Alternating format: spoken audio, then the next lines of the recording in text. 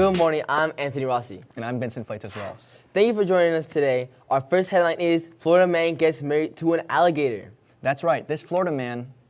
What's wrong? Anthony, I can't do this anymore. What do you mean? There's something that's much more important that I have to address. Like what? Well, it's climate change. You're so correct.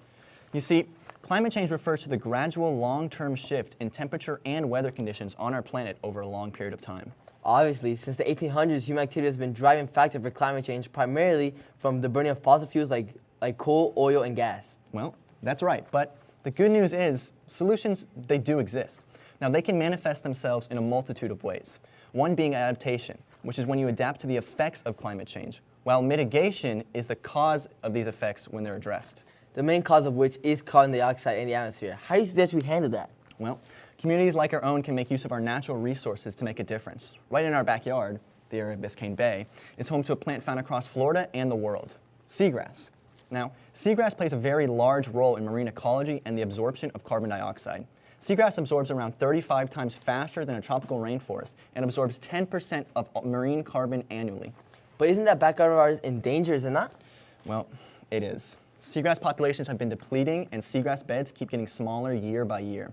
Global studies found that we have lost around 110 square kilometers of seagrass every year since 1980.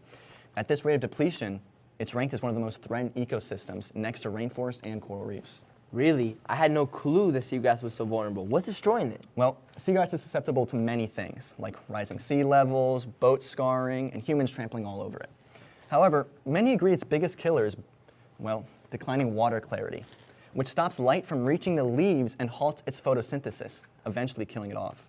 Now, the decline in water clarity can be attributed to many reasons: faulty septic tanks, stormwater runoff, and most significantly, algal blooms. Now, algal blooms are definitely a problem. However, it seems so difficult to solve. I mean, they're a natural phenomena, so how can we stop them from clouding our waters? Well, Anthony, lucky for you, I actually have a surprise guest speaker. They're a marine conservationist who's incredibly knowledgeable on the topic of algal blooms. Let's cut to Jillian out on the streets of Massachusetts. Hello, I'm Jillian. I'm here with Murillo, Matos. How do humans contribute to algal blooms and how do they affect seagrass? Human plays a large part in unnatural algae blooms, specifically from the runoff of our fertilizers containing phosphates, which leads to an unnatural amount of nutrients in the water, and as a result, a huge increase in the microscopic algae known as dinoflagellates. This influx of algae blocks the sunlight that could otherwise reach the seagrass, stopping them from growing, absorbing carbon, and supporting their ecosystems. Okay, so how do we suppose we stop this? Fertilizer does play a large role in our farms. However, if we want to reduce the threat that carbon poses to the atmosphere and save our seagrass, I would propose the banning of phosphate fertilizers.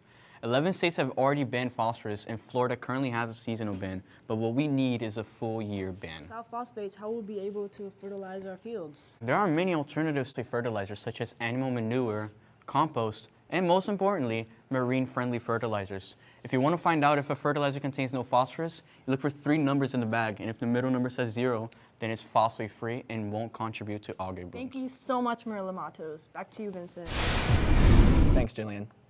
Wow, I get it now. I didn't know phosphorus fertilizers play such a big role in harming seagrass and furthering climate change. I hope you learned as much as I have, and I urge you to fight for the banning of phosphorus. Our seagrass depends on it. I'm glad you get it, Anthony.